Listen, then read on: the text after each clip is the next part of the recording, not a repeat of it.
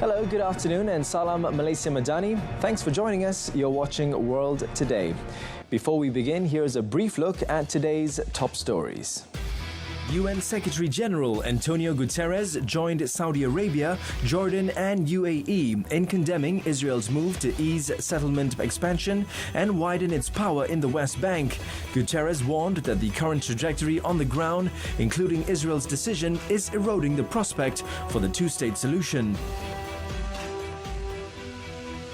Palestine supporters have rallied across Australia to oppose a visit by Israeli President Isaac Herzog, who has been accused of inciting genocide against Palestinians. Police in Sydney on Monday used pepper spray and scuffled with protesters who marched against the Israeli president, who is in the country to commemorate victims of last year's Bondi Beach mass shooting. The man who killed 51 Muslim worshippers at two mosques in New Zealand's deadliest mass shooting told an appeals court on Monday that he felt forced to admit to the crimes because of irrationality due to harsh prison conditions, as he sought to have his guilty pleas discarded. Brenton Tarrant opened fire on two mosques in Christchurch in March 2019 during Friday prayers in the deadliest mass shooting in New Zealand's history.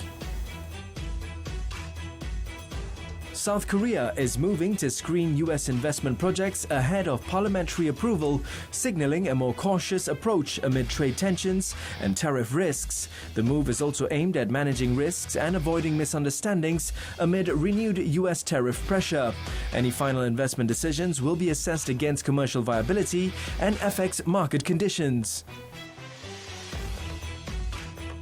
Bangladesh's political parties held their final campaign rallies on Monday, with the country set to vote in a couple of days. The elections will deliver a government without former Prime Minister Sheikh Hasina for the first time since 2008, leaving the battle for government mostly between late former Prime Minister Khalida Zia's BNP and Jamaat-e-Islami. Japan's Prime Minister Sanae Takaichi announces that her government is focused on national security following her Liberal Democratic Party's landslide victory in Sunday's election. She also plans to create a comprehensive future strategy by linking industries critical to Japan's long-term prosperity.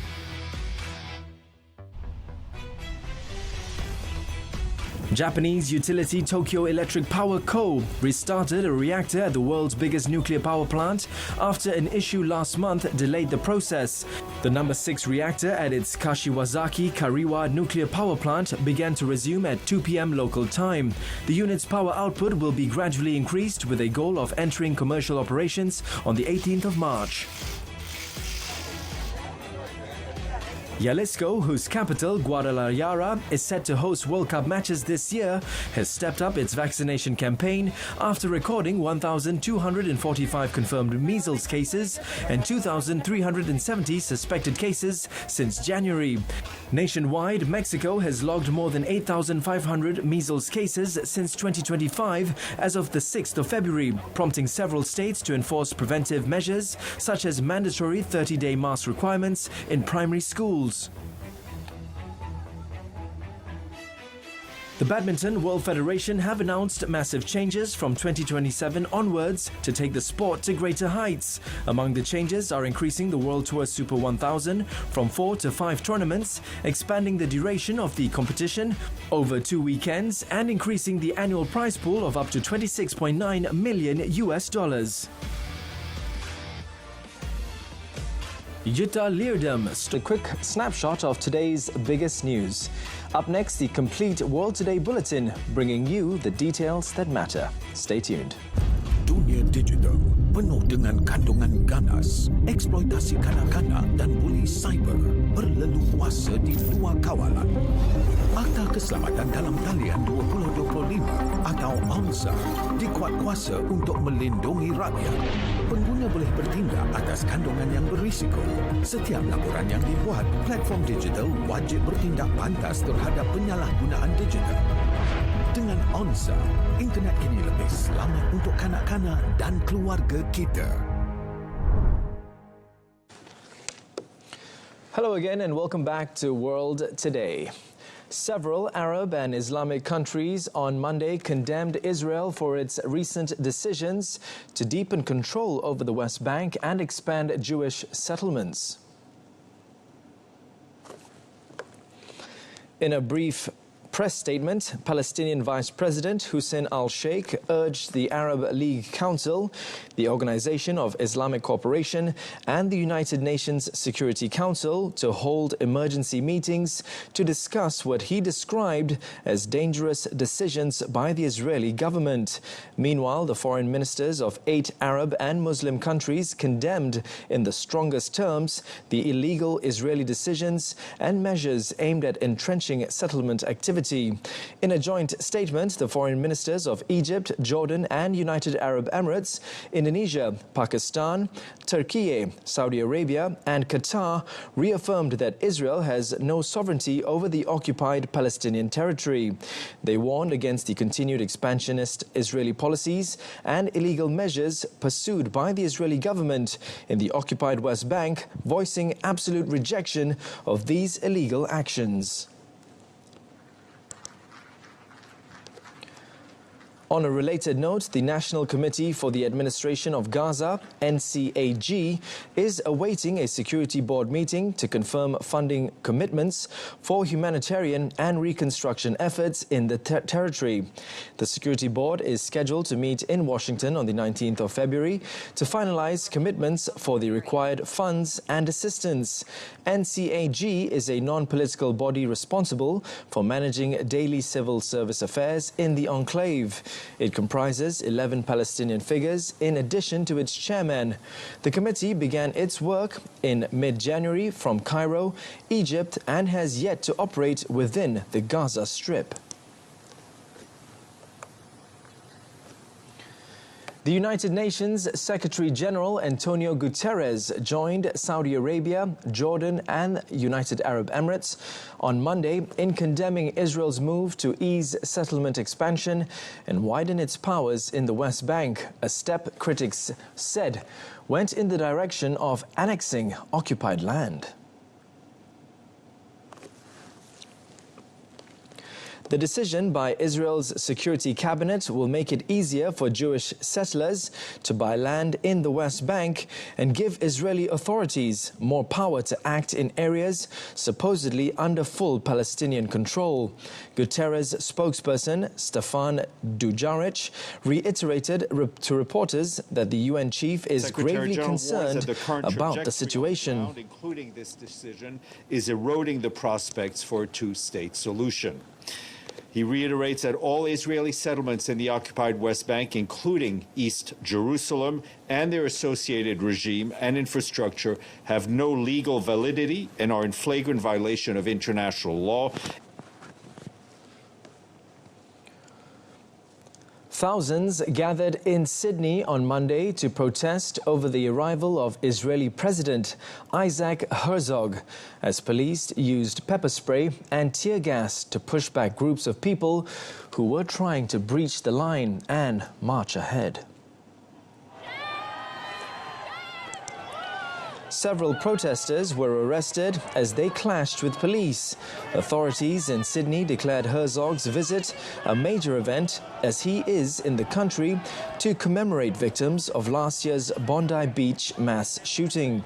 The police were authorized to use rarely invoked powers, including the ability to separate and move crowds, restrict their entry to certain areas, direct people to leave and search vehicles. While the Prime Minister, Anthony Albanese, urged people to respect the solemn nature of Herzog's visit, saying the Israeli president had come here in goodwill. On Monday, in a Sydney court, the Palestine Action Group, which organized the protest, failed to legally challenge the restrictions on the demonstration.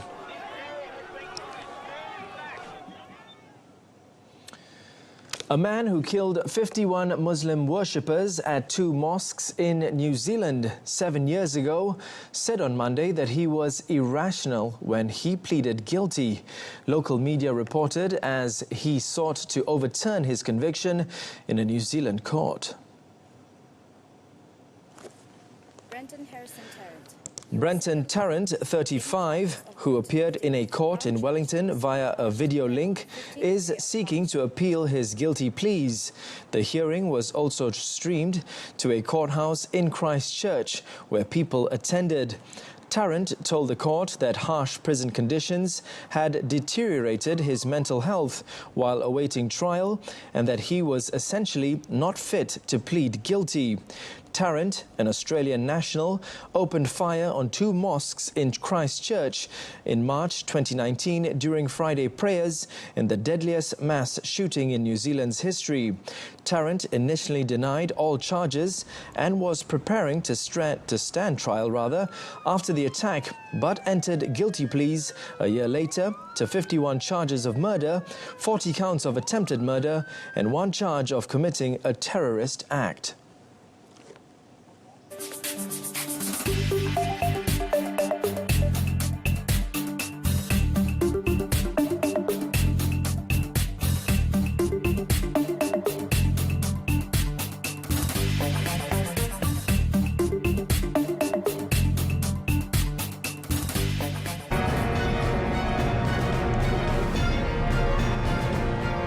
Up next, Bangladesh's election campaign entered its final day on Monday, with the country set to vote on Thursday.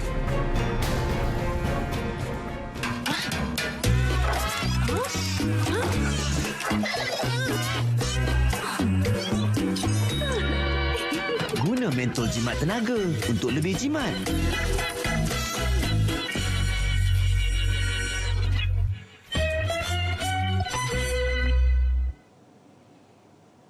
Welcome back. South Korea's parliament voted on Monday to form a special committee to accelerate legislation tied to Seoul's $350 billion investment commitments in the United States under a trade agreement between the countries. The committee's launch follows US President Donald Trump's abrupt announcement in late January that tariffs on South Korean autos, pharmaceuticals, lumber and other goods would be raised back to 25% from 15%, accusing Seoul of failing to legislate a trade deal agreed last year. Parliamentary Speaker Woo Won-shik urged the committee to begin work immediately. 한 달로 활동 기한을 정했습니다만 우리 모두가 알고 있듯이 중대하고 급박한 사유가 있어 가급적이면 2월 중으로 법안 처리가 가능하도록 밀도 있게 논의를 부탁드립니다. The 16-member panel will include 8 lawmakers from the ruling Democratic Party, 7 from the opposition People Power Party, and 1 from outside the 2 major blocs, with a PPP lawmaker serving as chair. The committee will operate under a 30-day mandate. Bangladesh's political parties held their final campaign rallies on Monday, with the country set to vote in 2 days. The Bangladesh Nationalist Party, or BNP, is widely expected to win, although a coalition led by Jamaat-e-Islami is putting a strong challenge. Opinion polls expect the once banned Jamaat party, which had opposed Bangladesh's India-backed 1971 independence from Pakistan, to have its best electoral performance even if it does not win. Analysts say a decisive result in the vote, instead of a fractured outcome, is vital for restoring stability in the nation of 175 million people after former Prime Minister Sheikh Hasina ousted triggered months of unrest and disrupted major industries, including the garments sector in the world's second largest exporter. BNP's Tariq Rahman, son of former Prime Minister Khalida Zia, is seen as the frontrunner to lead the next government. But if the Jamaat-led coalition emerges ahead, its chair, Shafiqur Rahman, could be in line for the top job. Over in Japan, Prime Minister Sanae Takaichi said her government is focused on national security following her Liberal Democratic Party's landslide victory in Sunday's election. She plans to create a comprehensive future strategy by linking industries critical to Japan's long-term prosperity, such as defense, semiconductors, shipbuilding, artificial intelligence, and nuclear energy to national security and invest intensively. 日本と日本人の底力を信じてやまないものとして、国民の皆様と共に新たな挑戦へと踏み出します。国の理想の姿を物語るのは憲法です。この国の未来をしっかりと見据えながら、憲法改正に向けた挑戦も進めてまいります。未来は与えられるものではありません。私たち一人一人が絶えず挑戦を続けることで作り上げていくものであります。The scale of Takaichi's party's win, with the governing coalition taking 352 of the 465 seats in the lower house of Japan's parliament, has blunted domestic opposition to Takaichi's hawkish security agenda, encouraging plans to press ahead with a defensive expansion that China has condemned as a return to militarism.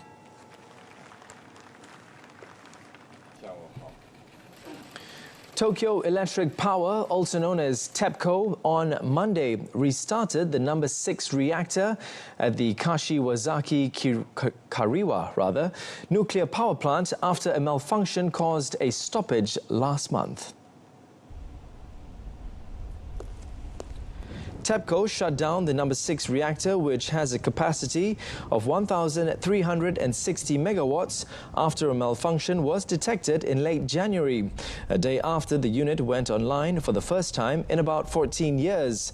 TEPCO said the reactor was restarted at 2 p.m. local time on Monday, and it will continue checking the equipment to make sure systems are working as required.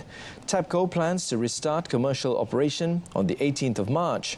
Kashiwazaki Kariwa, the world's biggest nuclear power plant, is TEPCO's first reactor to restart since 2011, when a massive earthquake and tsunami caused the meltdown of its Fukushima Daiichi power plant. Jalisco, whose capital, Guadalajara, is among the host cities for this year's World Cup, has intensified vaccination efforts after the state recorded 1,245 confirmed measles cases and 2,370 probable cases from January.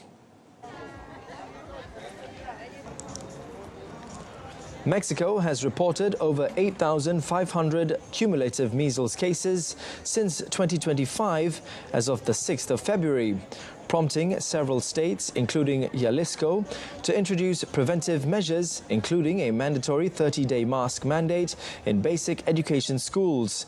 The Jalisco Health Secretariat stated that over 250,000 people were vaccinated over the weekend, contributing to a total of 1.4 million doses administered in the state since 2025. The vaccination drive comes amid reports of 43 schools with confirmed measles cases, leading to the adoption of online classes in some instances. In Mexico City, authorities have ramped up vaccination efforts, deploying 1,500 vaccinators across 500 brigades. Mexico City Mayor Clara Brugada reported that over 800,000 individuals have been vaccinated since last August, with 166 confirmed cases in the capital since 2025 and as of 6th of February. The surge in cases has led to intensified efforts nationwide to curb the outbreak and protect vulnerable populations.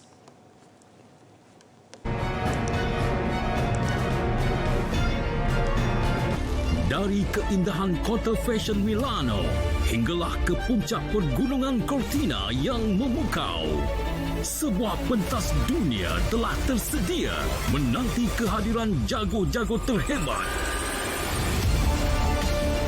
Saksikan kehebatan atlet dunia dalam 16 jenis sukan yang mendebarkan. Bermula dari 7 hingga 23 Februari 2026. semuanya di saluran sukan RTM dan penstrima langsung di RTM Klik. Sukan Olimpik musim sejuk Milano Cortina 2026 hanya di RTM.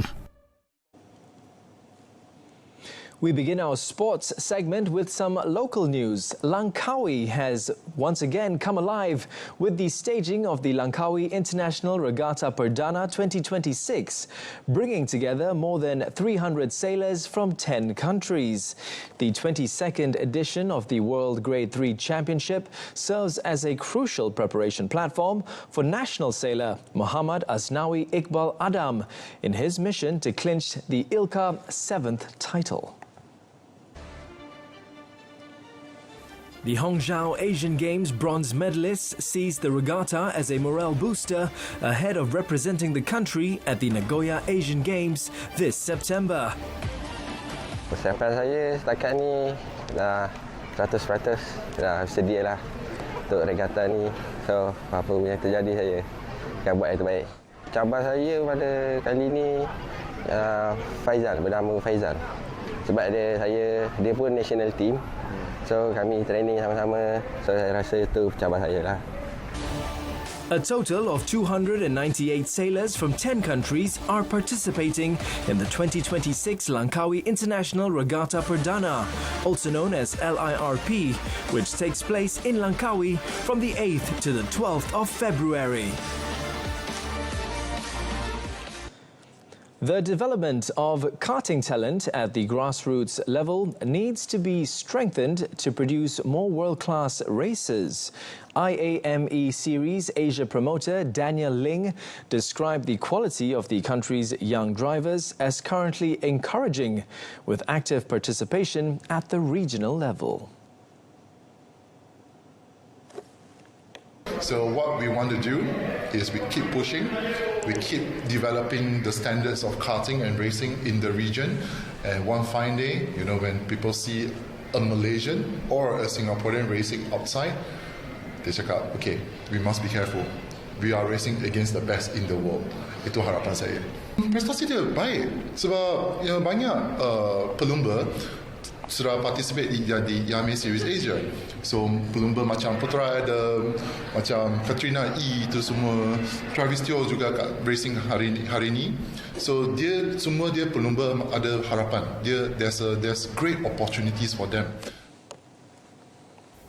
Commenting on the 2026 IAME Asia Pacific Championship, which attracted 106 drivers from 15 countries, he said it has set a new benchmark for Asian motorsports. The championship serves as a key platform for 22 national representatives to vie for qualification slots at the world level.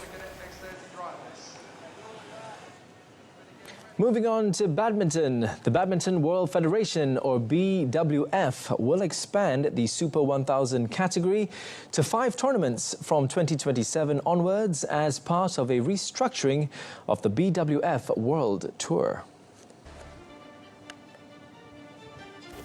The BWF said each Super 1000 tournament will be staged over 11 days, spanning 2 weekends as part of a wider uplift across the tour that also includes the Super 750, Super 500, Super 300 and Super 100 categories. BWF said Malaysia, China, England and Indonesia will host Super 1000 tournaments, while Denmark has been upgraded from Super 750 to Super 1000 status under the revamped World Tour structure. The BWF World Championships will adopt a group stage format, followed by knockout play, ensuring all competitors contest at least 2 matches. This reduces early eliminations and strengthens fan engagement across more markets. BWF also announced an increase in prize money across all tournament tiers. BWF Sudirman Cup Finals and BWF Thomas and Uber Cup Finals will expand to more teams, delivering broader international representation and competitive diversity. And that concludes today's edition of World Today. Until next time, my name is Daryl Baptist. I wish you all a scrumptious and satisfying lunchtime ahead. Salam Malaysia Madani. Thank you for watching. Good day.